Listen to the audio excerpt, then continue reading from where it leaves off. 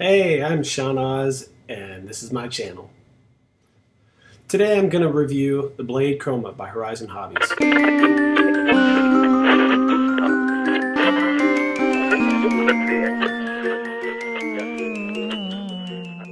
I've had it a few months now, and I've had a lot of time with it, so I can give you an honest review of what I think and how it stacks up. Prior to owning the Chroma, I had a Blade 350QX 3. So this is the Chroma, the Blade Chroma by Horizon. It's a really sturdy build. The battery is proprietary, and it goes in the back really easily. Makes it a snap compared to what the Blade 350QX was. You just push it till you hear it click, and you know it's locked in. They say you should get 30 minutes out of this, but on a regular flight I get about 22 minutes, and then I need to start worrying about bringing it in. The on and off switch is easy to get to. It's directly on top. The antenna mast is bigger. The earlier ones had a smaller antenna mast. This one, they had a bunch of flyaways, I guess, and they've built a bigger one, which sounds, for the most part, like it's helped the flyaways. Luckily, I've never had one at this point. Hopefully, I never will. Knock on plastic. It's a really durable plastic. I've had a couple of rough landings here, and no damage, no cracks. Everything stays together nicely. The motors are really large compared to pretty much everything else that's out there right now. They're a much thicker motor, so I don't know if they're more powerful. I'm not sure what the specs on the motor actually are. The props are self-tightening. I'm actually putting up another video to show a little more detail with the whole self-tightening props. People get that wrong all the time, and they assume that they can just barely put them on, and that's just not so. You don't want to just put it on and go like that. That's an accident waiting to happen. You really want to take it from that point and use your fingers and give it a true finger tightening. You don't want to hand tighten it and really crank it down, but you do want to tighten it. As you can see how much more tight I was able to get it. Again, I can't stress enough about these self-tightening props. Don't just put them on like this and expect it to be good enough. Let me tell you from experience, that right there, that's an accident waiting to happen. When they start up, yeah, they'll tighten a little more, they'll lock a little bit like this.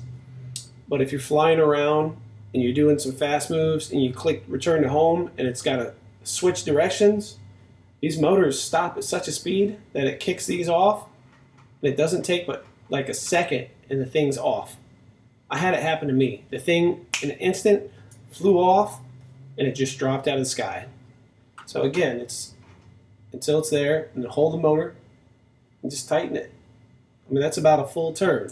That's all it takes. You don't want to strip your screw out, but you do want it tight on that O-ring. I can't stress that enough. If you look closely, you can see our O-ring on the motor. Always make sure that's there before you put your props on. That's part of what makes them lock on and not come off when you're using your Chroma. Horizon's customer support, although it takes a while to get to them on phone, usually when I call, they give you a message saying there's over an hour wait time, and then you have to do a callback number or sit on hold. I always do the callback number. They always call me back the same day. It's usually 45 minutes to an hour and 15 minutes, and they call me back. But they do call me back within the time frame they say they're going to. When mine fell out of the sky, the prop fell off. The camera got busted. They had me send the camera in, and they did a fix on that. They apologized. A lot of the videos out there are really misleading on how to do your props when you first get these. Again, I cannot stress enough. Put them on tightly. Don't expect the motors to do the job for you. Although there's pretty long wait times dealing with Horizon to get your bird back and forth to your hands, their customer service is great. Owen is who I talk to most of the time, and he had every answer for every question I had, and he took care of me, and I got to give him props for that. This entire bird is really easy to get up and running right out of the box. Your gimbal and your camera, it's pretty solid. This is a 1080p version. It's got a gimbal lock. You just slide it off, and that frees up your camera. Okay, I went ahead and powered it up just to show you the gimbal.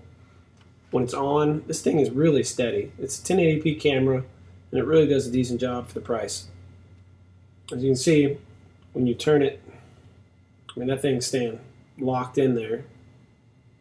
So the LED lights, as you can see, are incredibly bright. I almost think they're too bright because at dusk and at night, you'll get like a little light. See the purple haze? You'll get that bouncing back on the bottom lip of the camera, which causes some distortion and light interference in your videos. The compass calibration on this isn't as hard as some people think it is. You set it on with the remote. Front two lights will blink yellow. You face it north, and you just rotate it around those lights like so. This light will blink, and you turn it and do the same process, and so forth until you've gone through all the blinking lights. And then it gives you a chime to say, hey, you did a great job, yay. Something I really like about this is the landing gear. And I like the landing gear on this more than I like the landing gear on, say, the Phantoms. And I haven't messed with an Autel X-Star yet, but they look similar to the Phantom, so I don't know if they're as wide as this. But the stance on this is incredibly wide, and it's really solid when you land with this thing. And the cool thing is, if you do have an issue, you can buy more landing gear, and it comes off really easy.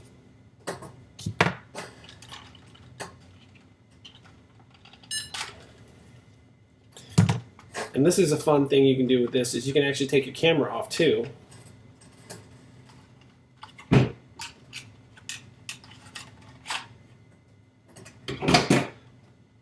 And you can fly it like this, which is a blast. You can take it out of GPS mode and you can just fly it just like it's a little nano or something.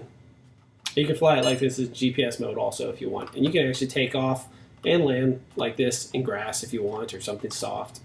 Won't hurt a thing unless you mess up. And they're just as easy to put back on. Just slide in and you can click them in. Hopefully you can hear that click. And the camera also just slides right back on. It's got one wire right there. And then just put the wire into its place right there. It's that easy. If you enjoy actually flying, this is a great choice for you. It doesn't have that many autonomous flight modes. It has a track me and follow me. There are no waypoints. The most of the fun and enjoyment that I find with this is actually flying it myself. Typically in line of sight, because about 1,200 feet, it's like a dot. You can't really go much further than 1,200 feet without having to rely on the Wi-Fi and the monitor. I'd recommend doing line of sight with this. There is a lag or a delay in the video feed, which I have another video I'm working on to show that. Maybe I can install a clip in this and just show you. That latency is enough that I would not recommend flying it off the screen, FPV.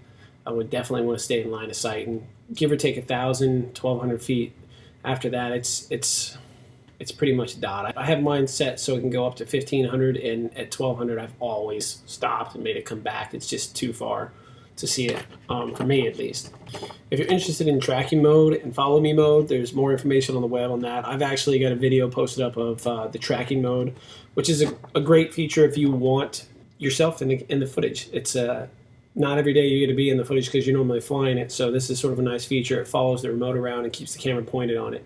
So go through my videos and subscribe and dig around, and you'll find it's entitled like Chroma Tracking Mode. This is a great bird on a budget. Right now it's on sale. I think you can get the 4K version for $6.99. They don't sell the 1080 version anymore. The 1080 version's been discontinued, which leads me to believe they're getting ready to come out with the new one, but something's coming real soon. This is a feature that I haven't seen the other ones doing it, which I really love this. There is an adapter you can buy, which you can slide onto the battery, plug into your regular charger, and you can speed charge it.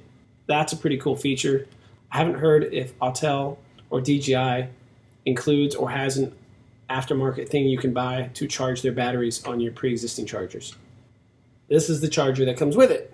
It's simple, and if you haven't been into the RC hobby and you don't have a big fancy charger, it does everything you're gonna need. So it's got a turtle mode and a rabbit mode is what they call it. Rabbit mode's obviously fast, turtle mode is slow. Taking off, I always take off in rabbit mode, and I always land in turtle mode.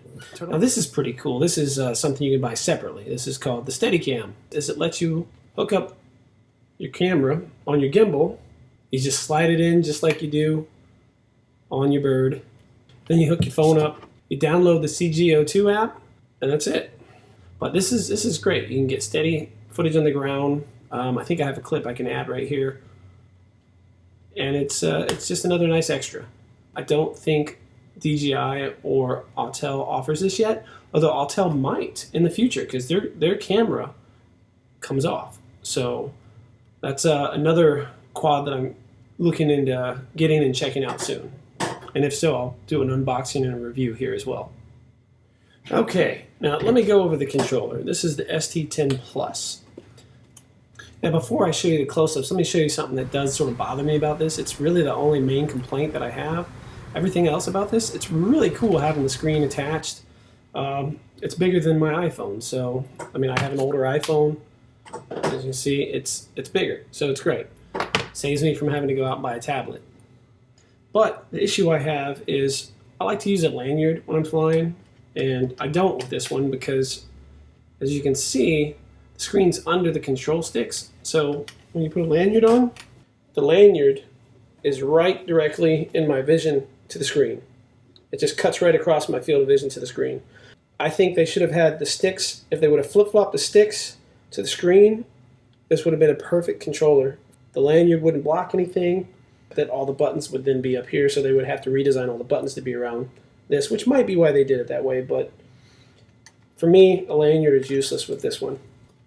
They include a little suction cup box to block the sun, but it just sort of sticks right over the screen like so. I always forget to use it, so I haven't really tried it out. I've used them on Phantoms. I'm sure it works fine. I just always forget to turn it on and use it, or open it up and use it. Okay, I think I covered all the basics. So ask some questions. I'll do my best to answer them. And like I said, I appreciate you watching, and I'll be doing some more reviews soon. Hopefully these will get a little better every one I do.